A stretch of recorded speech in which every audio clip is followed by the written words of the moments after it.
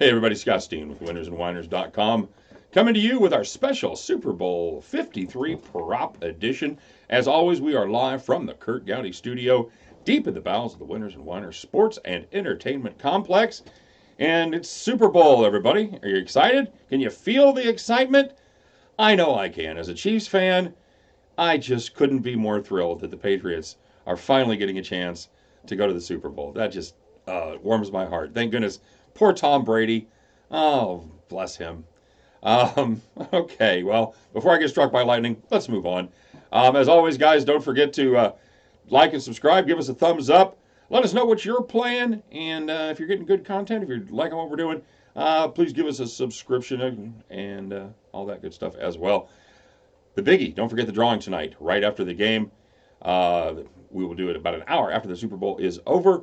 $500 first prize for our random drawing. Make sure you stop by statsalt.com, winnersandwhiners.com, get yourself registered. Click on either any of the articles there or previews. You'll find the entry form you'll find the banner at about halfway down the sheet on all of those. And while you're there, check out all the great content over at StatSalt and winnersandwhiners.com. Great deep dives into not just the Super Bowl, but into pretty much every game going on in America every day, if you can bet on it. We're writing about it over at Winners and Whiners, so check that out as well. Not just sides and totals, props, halftime bets, little derivatives, all that good stuff as well. And what's else? I think that's it. Oh, shout out! I'll be doing shout outs normally. I will not be doing at the end of this show. We're gonna do our big shout outs probably tomorrow night on Monday's video. So it'll be shout out intensive, but for this one we're just going to do the props and get in and out and see how fast we can get this done. One shout out I will give is to Super Cisco. He won himself a shirt from the television show Letterkenny. That was what my shirt was last night. It's a goofy Canadian show about a small town up in oddly enough up in Canada. It streams on Hulu, and it's one of my favorites. So shout out to Super Cisco. It took him 28 minutes. Took 28 minutes to get the right answer. I thought there would at least be some drama, some good guesses. Nope, there was a great guess right off the bat. So nice job, Cisco. I talked to my better half, and we're getting that sent off to you probably tonight. So yeah, should be getting there very soon. All right, so here we go, guys. I got an even dozen prop bets for you. How about that? And I'll give you this caveat. Some of the props I found on my own, did they happen on my own, and some of the props, frankly, I took from other sites. There were so many props. I went through so many of them, and if somebody else was going to do the research and offer an opinion, I'd check it out, see what I thought, and then I would bring you that as well. So this is kind of an amalgam of not just my props, but other people's props as well. For that reason, I won't be counting this against the record. Plus, there's long shots, and there's even money. There's odds against. So for those reasons, these are just kind of for fun. These are some of my favorites that I found, and some of the ones that I think have the best value. So with that being said, here we go. Hey, let's start off before the game. This is one of my personal favorites that I play every year. And this bet is Gladys Knight's rendition of the National Anthem will go under 1 minute and 50 seconds. That's currently paying 3-2 plus 150 on that bet. And here's some fun facts for you. 9 of the last 12 anthems have gone under the total. Yes, somebody tracks it and somebody bets on it. Yes, D-Gen Bob right here. And the only recording, and if you read about this at all, you'll find everybody was saying this online. The only recording you could find was from, I think, 1996 of Gladys Knight singing the national anthem. It clocked in at 1 minute 37 seconds. So I think, while that may not be entirely the way she does it tomorrow or today, as the case may be whenever you're watching this, I think that stays under the 150. Take the under, take the price, plus 3-2. All right. And in the same vein, hey, do you like free money? Do you like locks? I got one for you. Gladys Knight to kneel during the anthem. I'm going to book no on that at 1 to 10 or minus 1,000. Okay? A couple problems with Gladys Knight kneeling during the national anthem. First of all, probably most important, She's 74. All right. She's also, if you didn't know this, she's a woman. Good chance she's going to be wearing a dress. By the way, you can make a bet on whether she wears a dress or some combination of pants, shorts, sort of thing. Um, but those kind of bets are just for degenerates. So I didn't do that one for you. Oh my God, what do you think? I'm some kind of gambler? But she's 74, could be wearing a dress, but probably most importantly, they've talked to her a little bit about this because she got some blowback about doing the national anthem, and she expressed the fact that she was very proud to be doing the national anthem, and while she supported the protesters and what they were doing, she thought there should be a very clear distinction between honoring the nation and the national anthem and what the protesters were doing. That's her opinion. So it seems very unlikely from that perspective that she would kneel. So yeah, it's a lot to lay 1 to 10. But if you like a lock, there it is. You didn't think you're going to find an even money lock, did you? Nope.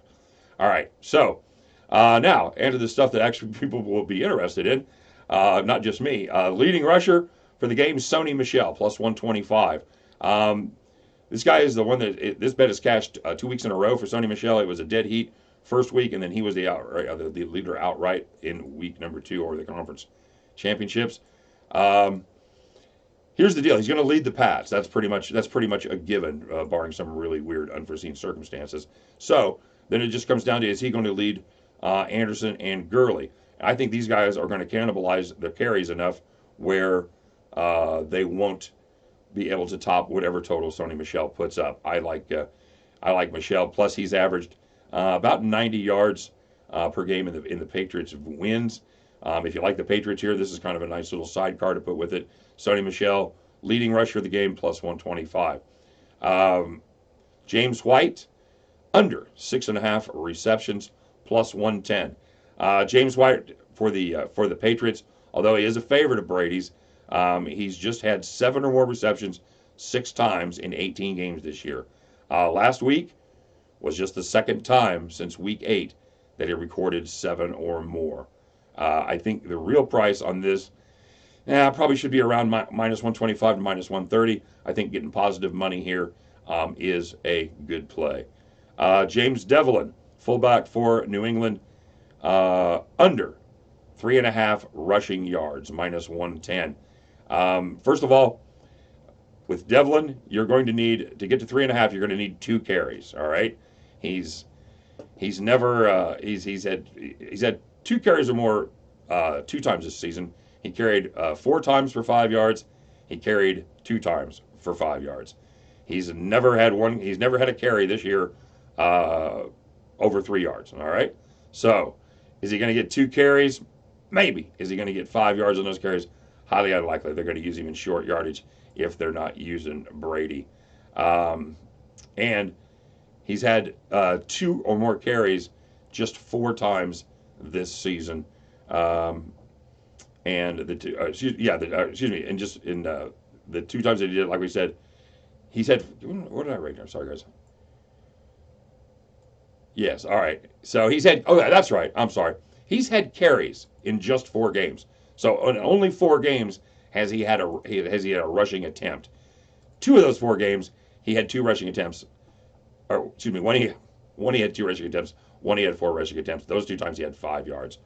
All right, confused? All right, great. Hey, Devlin, under 3.5 yards. That's all you need to know. Let's get out of this while we still have a smidgen of dignity left. All right, this is one, if you remember from 2 weeks ago, that we actually kind of backdoor covered as C.J. Anderson went over 44.5 yards and then lost yardage and actually ended up under the total. So what are we going to do? We're going to the well again on this one. They've raised the total 5 yards. It is now C.J. Anderson, 49.5 yards. I like the under here. We're getting 6 to 5, or excuse me, we're getting 11 to 10 on that, minus 110. Gurley has had 2 weeks to get healthy. C.J. Anderson rather, he's averaged in the 4 games that he's been with the Rams, he's averaged 5.68 yards per carry. However, the first 2 games came against those stellar defenses known as the San Francisco 49ers and the Arizona Cardinals. In those 2 games, he averaged 6.5 yards per carry. In the playoffs, a little bit back to reality, he has averaged just 4.26 yards per carry. So, New England, They do give up a high average. They've given up 4.9 yards per carry. However, I don't see C.J. Anderson getting more than 10 carries and averaging somewhere in the neighborhood of 4.6 to 4.7. Best guess, he's going to need around 12 carries to get there. I don't think he gets it. I don't think he gets there. Give me, once again, C.J. Anderson under 49.5 yards. All right, so those are the ones with kind of an explanation on them. I'm now just going to rip through a few quickies. Zerline, over 1.5 field goals, minus 125. I like that bet. He's had 2 or more field goals. I want to say 20. Don't quote me on this. 26 of his 29 games. I didn't write it down. I think that's right. Right in that neighborhood. The first challenge will be unsuccessful. That is plus 105. Both of these coaches have not had great success challenging in their careers. Peyton is 42.9%, while Belichick is right at 41. So the odds say we should be a little closer to 50-50, and we're not. We're getting plus money on this. Give me an unsuccessful challenge at plus 105. Will they score in the last 3 minutes and 30 seconds of the game? This is one that back in my younger days, when I first started betting props, this was a sucker bet. I'd always take this bet that in halftime because you think, well, they're not going to score at the end, but it happens a lot. How often does it happen? It didn't happen a lot in the first 28 Super Bowls, but in the last 25 Super Bowls, someone has scored in the last 3 minutes and 30 seconds of the game 20 out of those 25 times. In addition, this game is projected to be the highest scoring Super Bowl of all time. What that also means is there's more, if they're going to be scoring more points, there's more of a chance for them to be scored in the last 3.5 minutes. Give me the yes. You're going to have to lay a little wood on this one. I currently have it at minus 170. But like we said, it's happened 80% of the time the last 25 seasons. I'm not a big believer that that'll necessarily track at 4-1, but I think there's absolute positive value here at less than 2-1. Sony Michel, here's if you like a long shot. I didn't do a lot of long shots on the props. Yeah, I just didn't. But one of the ones I did like, Sony Michel MVP at 20-1. If somebody's not, if a non-quarterback is going to win it, make no mistake, quarterbacks are generally the guys that are winning. However, if a quarterback doesn't win it, a running back has a great shot. Sony Michel would need to break off a couple runs, score a couple touchdowns, break off at least one long run. Yeah, maybe if he gets in the neighborhood of 120 plus yards. Tom Brady has an average Tom Brady day, 260, 270 yards. Sony Michel could sneak through there as the MVP if the Patriots win. Will President Trump attend the Super Bowl? No, minus 650. That is a big price to pay. However, no sitting president has ever attended a Super Bowl.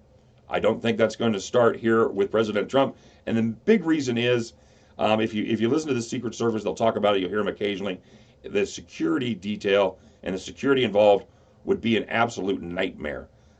There's already more intense security at this event probably than anywhere else in the world, maybe outside of World Cup. So adding a presidential visit on top of that just doesn't make any sense at all. There's nobody. He did not go the last 2 years. They sent Vice President Pence last year, and he got a less than warm reception. So certainly there's a chance that could happen again. And I know nobody really wants to hear that. As a president out there doing the best job you can, you certainly don't want to show up and get booed. So for a lot of reasons, I say President Trump will not visit. Lay the wood, minus 650. Also pretty darn close to a sure thing.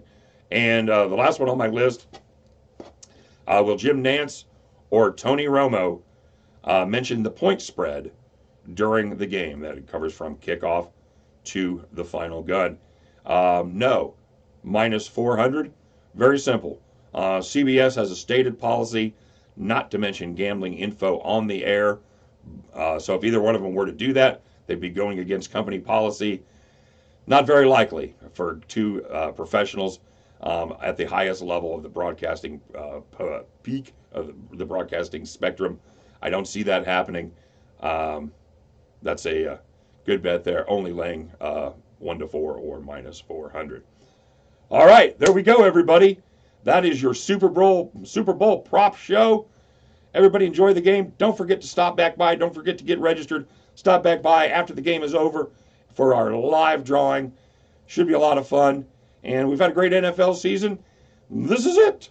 We'll see you here in a little while after the game is over. Good luck, everybody. Hope your team does it. Hope you get out there and cash some tickets. Get down on some prop bets with me. At the end of this contest, you know the drill. You can join me as we head back to the window. Take care, everybody.